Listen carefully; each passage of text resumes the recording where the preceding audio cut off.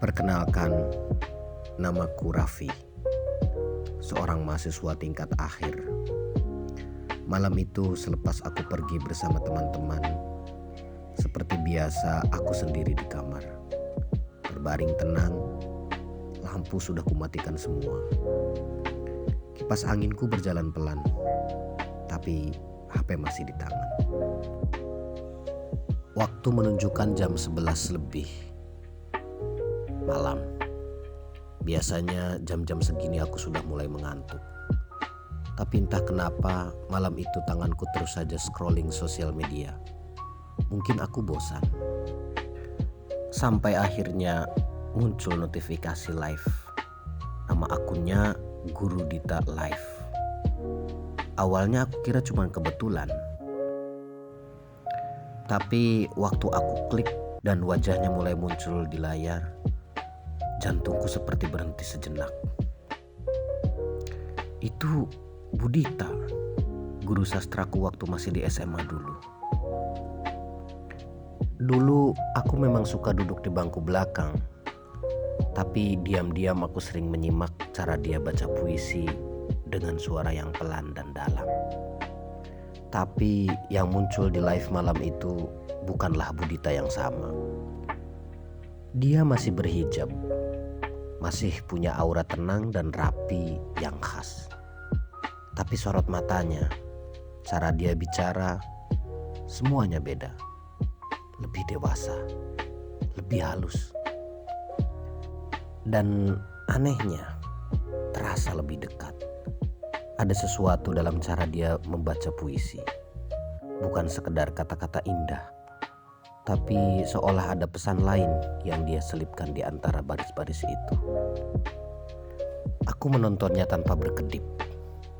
Suara lembutnya seperti bisikan di telinga. Yang ku tahu gaya bicaranya tak pernah vulgar. Tapi justru karena itu rasanya makin menusuk.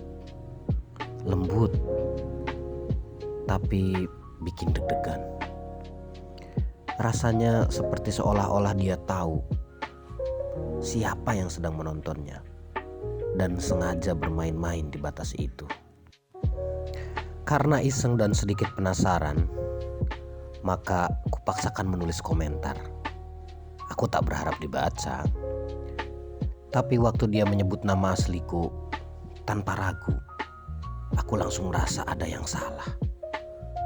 Karena aku tahu akun yang kupakai bukan nama asliku. Aku tak pernah memakai nama lengkap di berbagai macam platform.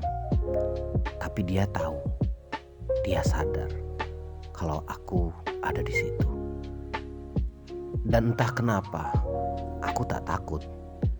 Justru sebaliknya, ada rasa senang, semacam perasaan diperhatikan yang selama ini hilang, meskipun cuma lewat layar. Malam itu aku merasa dilihat, seolah hanya aku yang dia ajak bicara. Setelah live selesai, layar di HP ku jadi gelap, tapi kepalaku masih penuh. Aku kemudian berbaring, tak bisa tidur. Bukan karena kata-kata dalam puisinya, tapi karena sesuatu yang lebih liar, lebih dalam, dan lebih berbahaya. Malam itu untuk pertama kalinya aku sadar, mungkin aku sudah masuk terlalu dalam, dan belum tentu bisa keluar lagi.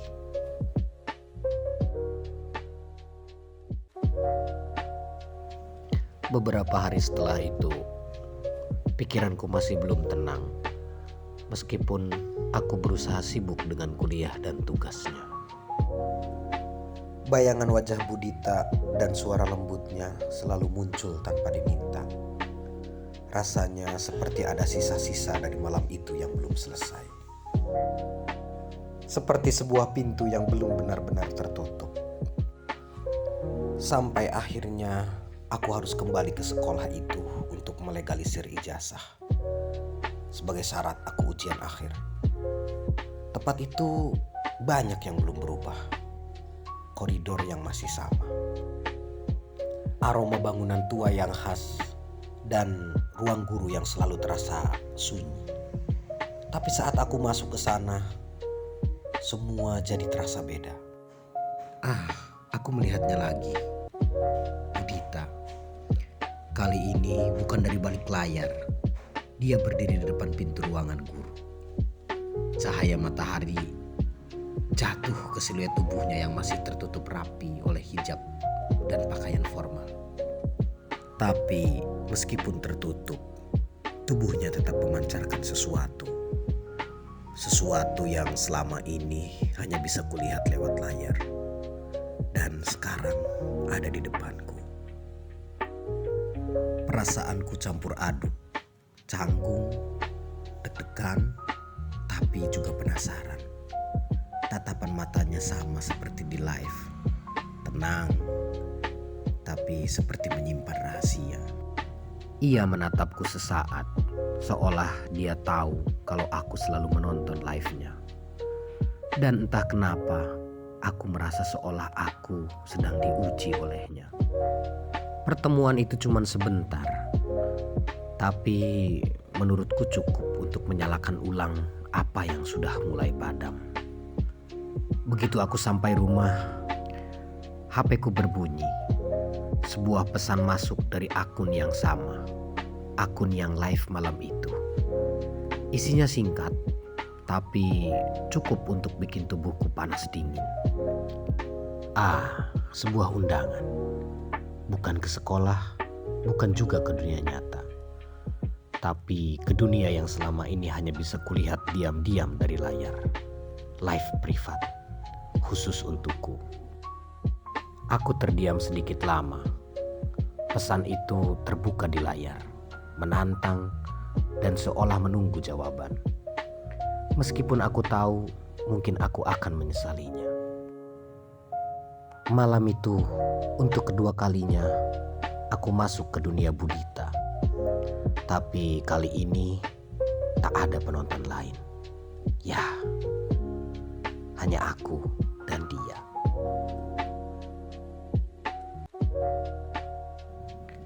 Malam itu aku sendirian.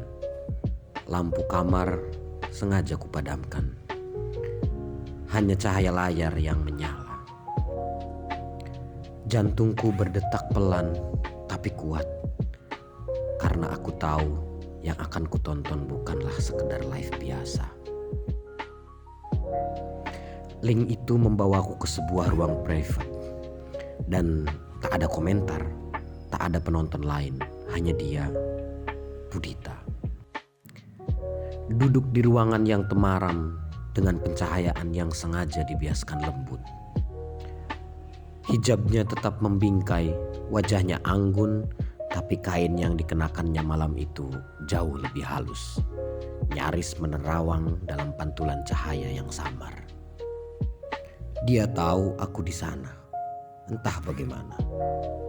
Dari caranya menatap kamera, dari gerakan jemarinya yang santai menyentuh secangkir teh, dari cara ia duduk, semuanya terasa personal. Bukan performa, bukan pertunjukan, tapi seperti sebuah ajakan. Malam itu dia tidak membacakan puisi, tidak banyak kata yang muncul, hanya suara napas pelan dan gerakan tubuh yang terukur. Cara dia menyilangkan kaki, cara ia mengusap kain di lengannya pelan, semuanya seperti sedang mengukir imajinasi di benakku, tanpa perlu kata-kata. Pintar dia. Mataku menatap layar handphone, tapi pikiranku melayang ke tempat lain. Aku tahu ini bukan sekedar live, ini pesan, sebuah undangan. Dan setiap gerakan tubuhnya seperti kalimat diam yang hanya bisa dibaca oleh orang yang sudah masuk terlalu dalam. Mungkin seperti aku ini. Tiba-tiba layar berubah, sebuah notifikasi muncul. Satu file baru terkirim di DM. Judulnya pendek, untukmu yang masih terjaga. Tangan dan pikiranku bertarung antara penasaran dan ketakutan. Tapi aku tahu sejak malam pertama aku klik live itu, tak ada jalan mundur. Kubiarkan jari-jariku membuka pesan itu. Dan sejak malam itu, aku bukan cuma penonton. Aku jadi bagian dari permainannya. Aku pikir aku sudah siap. Tapi malam berikutnya, segalanya berubah. Siaran live belum dimulai, tapi jantungku sudah berdetak keras. Tanganku dingin, padahal tubuhku terasa panas. Ada yang berbeda malam ini. Seolah udara pun mengandung sesuatu yang tak biasa. Dan saat layar menyala, aku membeku. Budita muncul, kali ini lebih dekat. Kamera diatur rendah, sudutnya memperlihatkan hanya sebagian wajah dan tubuh atasnya. Cahayanya lembut, tapi cukup untuk membuat detail kecil jadi sangat terasa. Kain hijabnya jatuh santai di bahu, memperlihatkan leher yang tertutup tapi tetap menggoda. Bibirnya lembab, matanya tak lagi menatap, tapi mengedip genit hingga aku menelan ludah. Dia tak bicara, tapi gerakan tubuhnya menggodaku. Gerakan tangannya pelan, menyusuri lengannya sendiri seperti sedang merasakan setiap inci kulit di balik kain. Aku ikut menahan napas ketika jemarinya berhenti tepat di dadanya. Masih tertutup rapi sih, tapi tekanan dari gerakannya lambat, seolah mengirim getaran langsung ke dadaku sendiri. Aku tak menyentuh apapun, tapi seluruh tubuhku ikut bereaksi, seolah ada benang tipis mengikat antara dia dan aku. Setiap gerakannya terasa seperti sentuhan yang menyusup langsung ke kulitku. Bukan erotis secara kasar, tapi halus. Seperti rayuan yang sudah melewati kata-kata. Kemudian layar berkedip sebentar. Gelap, hening, dan tiba-tiba wajahnya muncul. Lebih dekat, sangat dekat. Tatapannya mulai menusuk. Bukan sekedar tatapan, tapi semacam isyarat. Seolah dia tahu apa yang sedang kurasakan, apa yang sedang kubayangkan, dan apa yang sedang kutahan. Saat itulah aku sadar, aku bukan lagi penonton. Aku targetnya, permainannya, dan bagian dari sesuatu yang lebih dalam dari sekedar live streaming.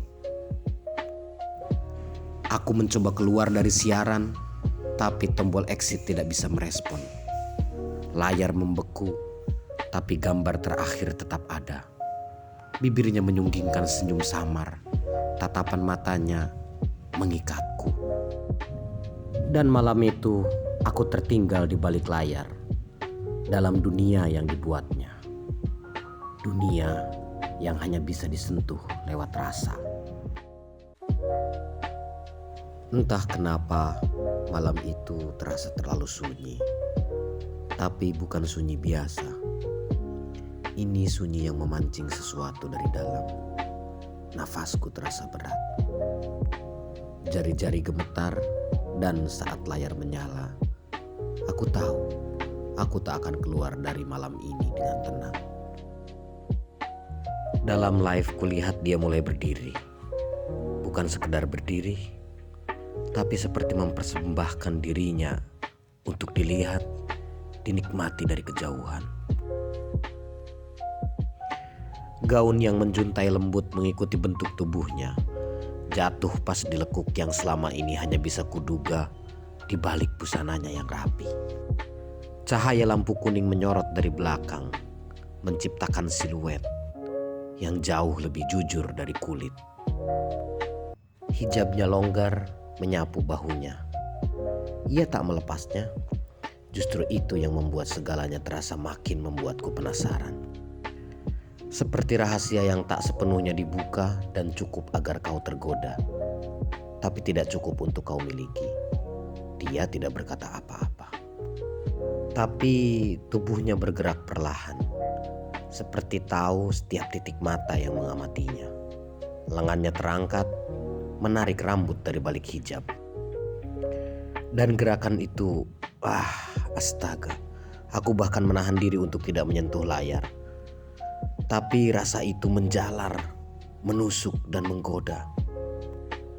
Tangannya turun ke bawah, menyentuh bagian dadanya sendiri. Perlahan, perlahan, dan berhenti. Masih tertutup kain, tapi kain itu tipis, terlalu jujur untuk menyembunyikan detak jantung. Ia menekan pelan. Tekanan itu cukup untuk membuat tubuhku refleks ikut menegang, seolah tiap sentuhannya adalah sentuhan padaku. Lalu tiba-tiba ia mendekat. Kameranya hanya beberapa senti dari wajahnya. Matanya tidak lagi sekedar melihat. Mereka memanggil, menarikku masuk ke ruang yang entah ada di mana. Ia berbisik pelan, hampir tanpa suara. Tapi aku bisa merasakannya. Nafasnya, getaran lembut dari gerakan bibirnya. Seolah aku sedang ada di sana, tepat di depannya. Diam dan tertawan. Dan saat itu terjadi, jari-jariku tidak lagi menahan diri. Bukan karena nafsu, tapi karena imajinasi yang dibangunnya terlalu nyata untuk diabaikan.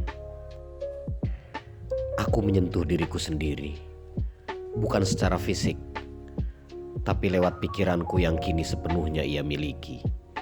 Ia membuatku menegang keras tanpa menyentuhku sedikit pun. Dia adalah malam yang tak bisa kulupakan.